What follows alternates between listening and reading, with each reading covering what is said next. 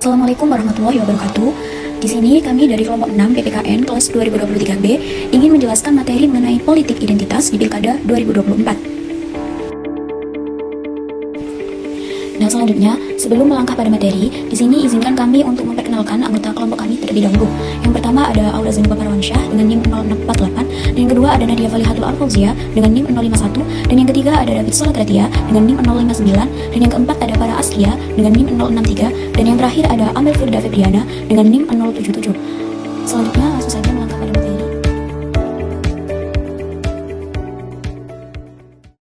Emang politik identitas ini artinya apa sih?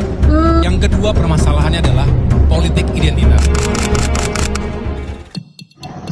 Presiden RI Joko Widodo atau Jokowi mengajak masyarakat agar menghindari konflik dan politik identitas selama pelaksanaan pemilihan kepala daerah Pilkada serentak di tahun 2024. Yang paling diatensi sebenarnya adalah kehati-hatian kita agar tidak terjadi konflik dan juga politik identitas agar tidak muncul kembali, kata Komisi Pemilihan Umum Republik Indonesia.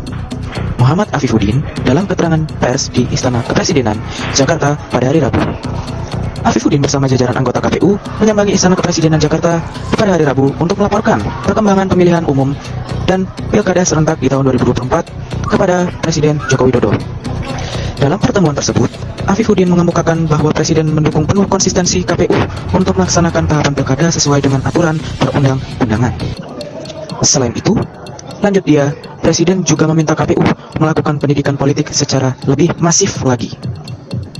Ia mengatakan bahwa Presiden juga meminta KPU untuk memastikan hak warga terpenuhi dalam pilkada nanti. Artinya, pendaftaran pemilih, kemudian sosialisasi itu juga bisa dimaksimalkan, dan yang paling penting menghindari terjadinya konflik sosial ataupun dampak-dampak lain yang ditimbulkan oleh pilkada 2024, ucap Afifuddin.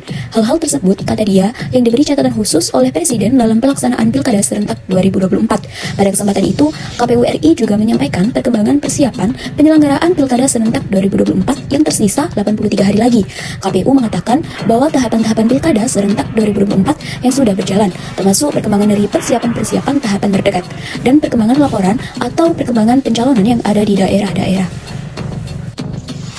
Oke, selanjutnya nanti akan kami siapkan semua persiapan pelaksanaan pilkada serentak 2024. Jadi, KPU hari ini menyampaikan perkembangan pemilu 2024 sekaligus perkembangan persiapan pilkada serentak 2024, ujar Afifuddin.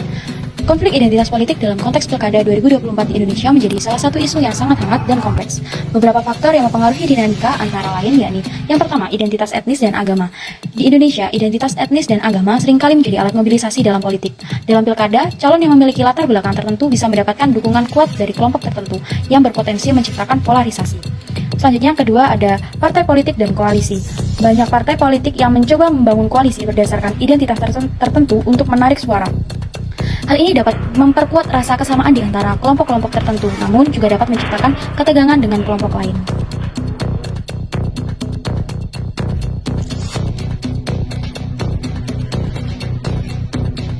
Yang ketiga adalah media sosial. Penggunaan media sosial dalam kampanye semakin meningkat. Di sini, narasi yang berkaitan dengan identitas seringkali dibesar-besarkan dan bisa memperburuk ketegangan antara kelompok yang berbeda. Yang keempat adalah isu sosial ekonomi. Selain identitas, isu-isu sosial dan ekonomi juga menjadi latar belakang yang penting. Calon yang mampu menghubungkan identitas dengan isu-isu konkret seperti kesejahteraan dan kesempatan kerja dapat menarik dukungan yang lebih luas. Yang kelima, respon masyarakat. Respon masyarakat terhadap politik identitas sangat bervariasi.